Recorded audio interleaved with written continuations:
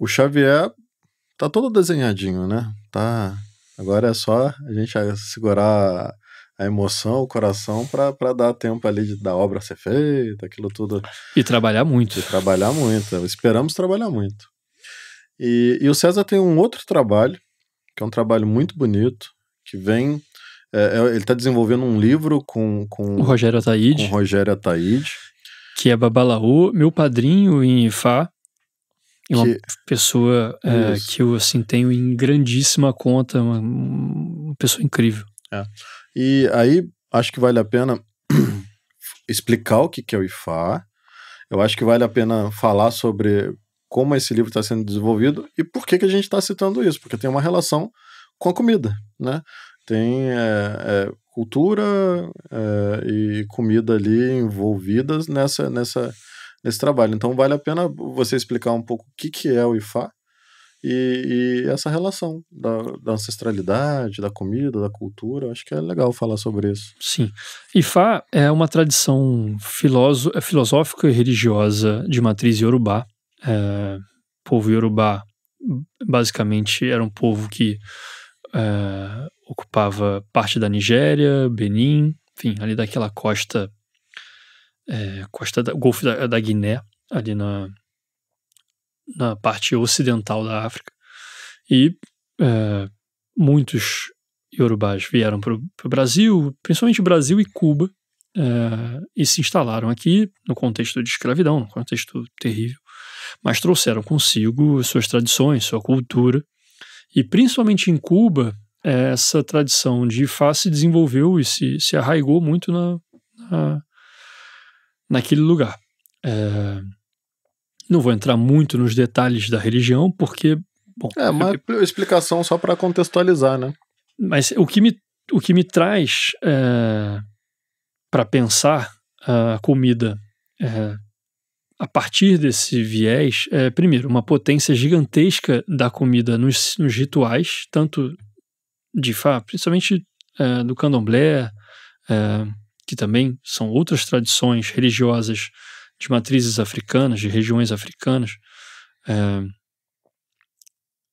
e que tem a comida como um elemento fundamental de ligação com o sagrado.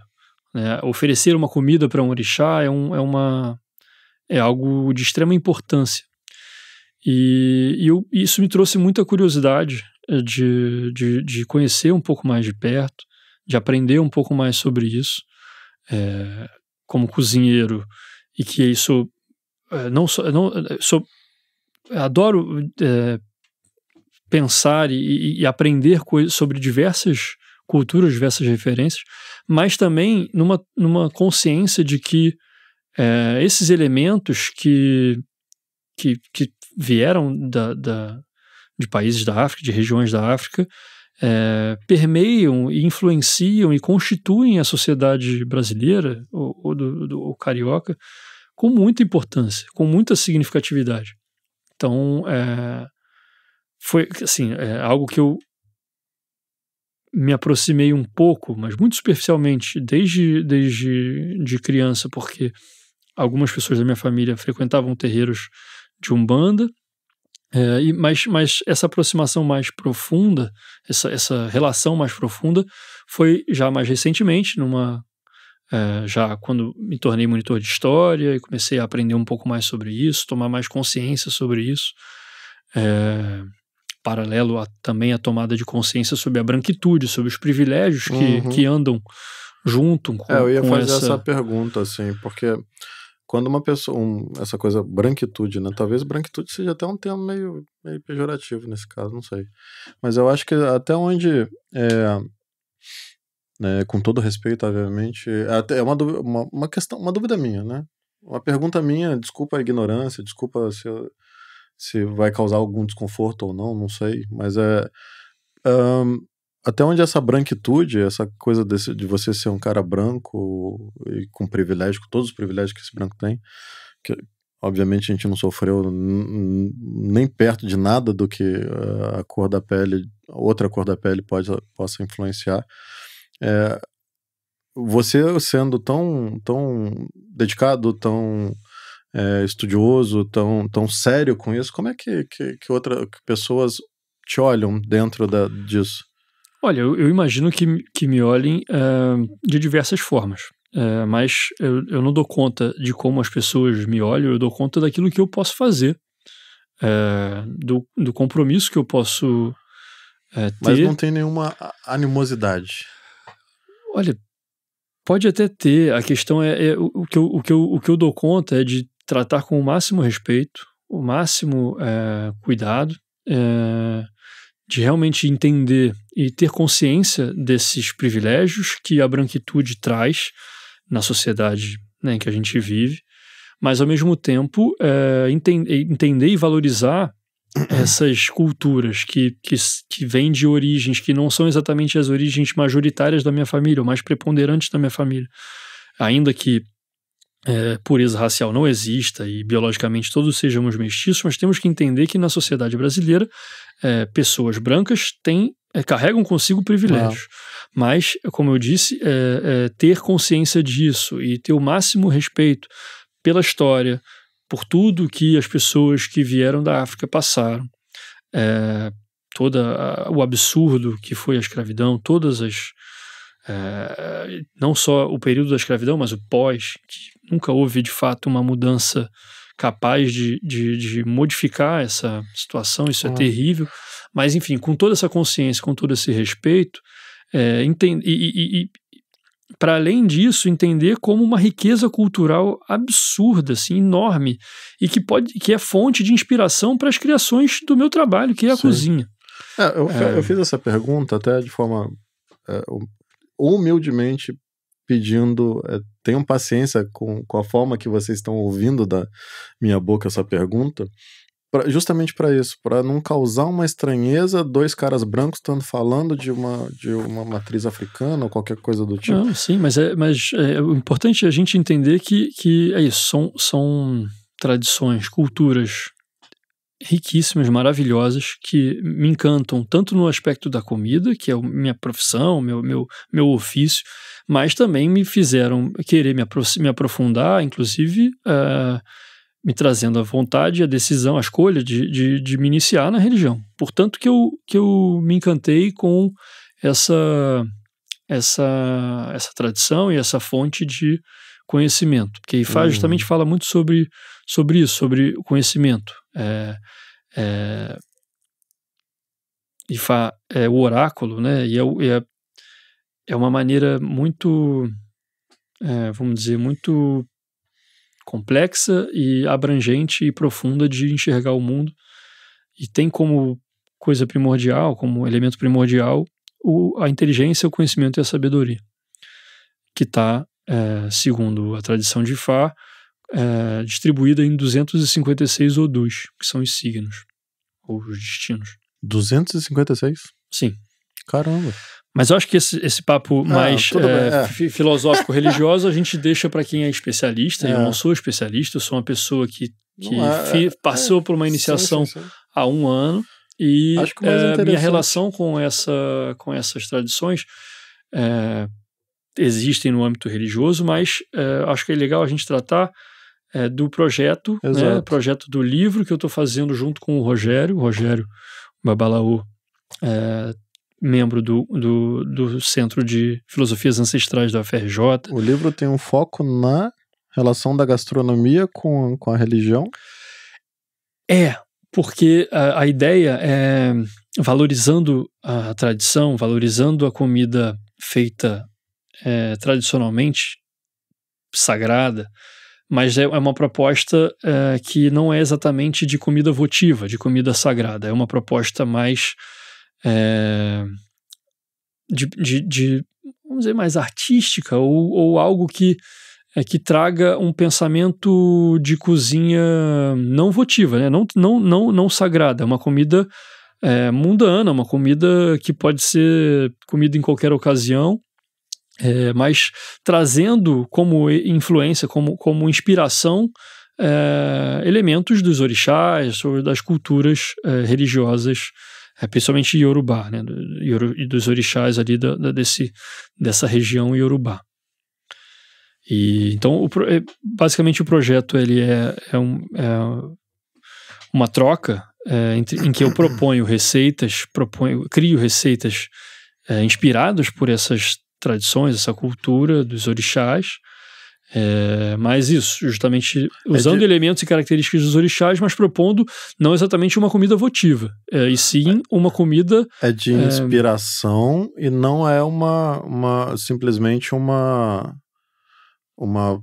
a tua versão de algo que é tradicional. Não, até porque eu não tenho nem licença para fazer comida votiva. Você não está reproduzindo. Você não é uma reprodução. Não, a gente, assim, enfim, em Ifá, a gente faz comida para orixá quando a gente tem que fazer, quando a gente é orientado a partir do jogo a fazer uma comida. E essa comida, a pessoa que está ali, eu, por exemplo, estou fazendo a consulta através do Babalaô, e que o jogo traz para mim uma orientação para fazer uma comida, eu faço a comida, é uma comida votiva, uma comida para o orixá. Ok. Ou em terreiros, em rituais, em cerimônias, há comidas oferecidas para orixás, e essas comidas são feitas por pessoas com título e com licença para tal, são as Iabacês. Esse tipo de comida não é o caso do livro. A gente propõe no livro uma outra maneira de criar comida, de fazer comida. A ideia do livro é uma proposta artística, tanto na comida quanto na literatura. O Rogério ele é um escritor, além de historiador, além de filósofo, ele é um escritor. Tem vários livros publicados e tem essa característica também de trazer esse viés artístico para literário, né, para as suas produções. E assim, para exemplificar para as pessoas, até para mim também, porque eu tô curioso, eu não tenho referências. De quais tipos de comida a gente está falando? Olha, assim, o livro ainda está em produção, então eu não vou dar spoiler sobre receitas e tal, mas a gente fez alguns jantares na escola em que a gente fez justamente alguns exemplos dessas comidas. Então, posso citar uma. A gente fez para Exu, repito, não uma comida votiva para Exu, mas usando os elementos de Exu como fonte de inspiração para criar um prato. A gente fez um prato que foi muito bacana, que era uma terrine de rabada, língua defumada e patê de fígado, servida com uma saladinha de cogumelos e agrião. Então, aí, nesse prato, por exemplo, eu não vou falar tudo aqui também, porque vocês vão descobrir isso no livro, mas há o número 3, que é um número relacionado a Exu, há a língua e a rabada e o patê de fígado, que são elementos relacionados a Exu. Há os cogumelos como uma representação do eterno brotamento, do dinamismo do eterno brotamento, que é relacionado a Exu. Então, não é uma comida de Exu, terrine de rabada. A comida de Exu, basicamente, Exu come tudo, é a boca que tudo come, e tudo pode ser oferecido a Exu, mas a comida tradicional de Exu é o padê, é a farofa, que pode ser preparada com aquilo que Exu quiser naquela situação. E é oferecido, em geral, com dendê, ou com carnes, ou só com água, ou com mel. Mas, enfim, a comida tradicional de Exu, basicamente, como eu falei, Exu é a boca que tudo come, então tudo pode ser comida de Exu, mas tradicionalmente é o padê. E nesse caso, não é exatamente essa comida que a gente está propondo, é usar ou entender Exu, os elementos de Exu, e criar em cima disso como fonte de inspiração. Não, mas isso é muito interessante, cara.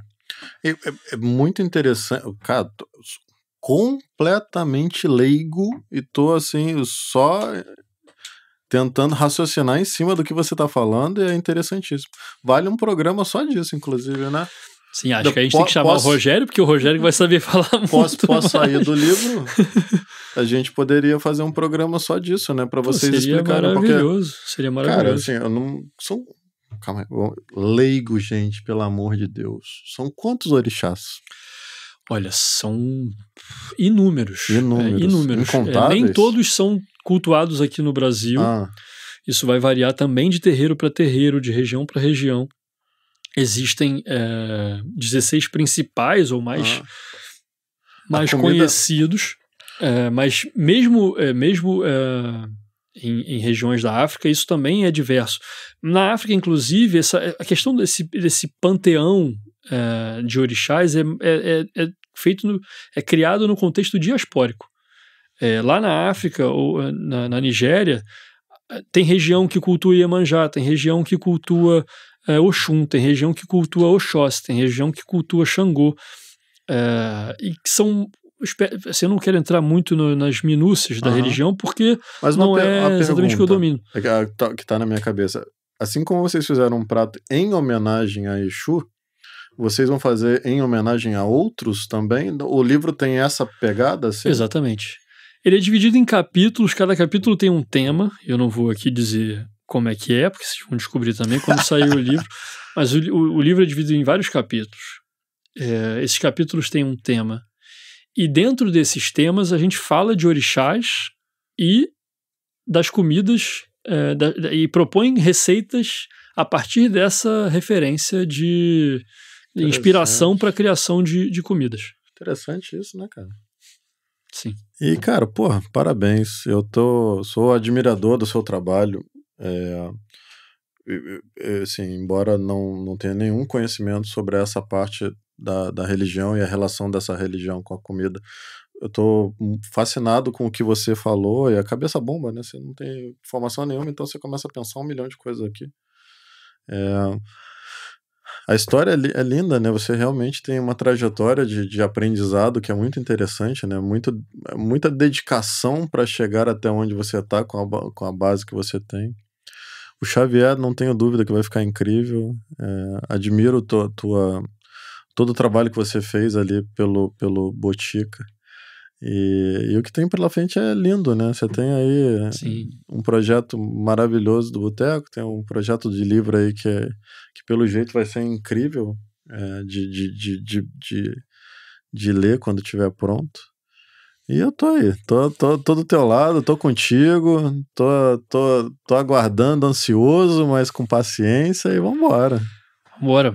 Muito obrigado pelo convite para estar aqui. Eu acho que é muito legal a gente falar, mas também é muito legal a gente assistir o que as outras pessoas vieram aqui e falaram. A gente sempre se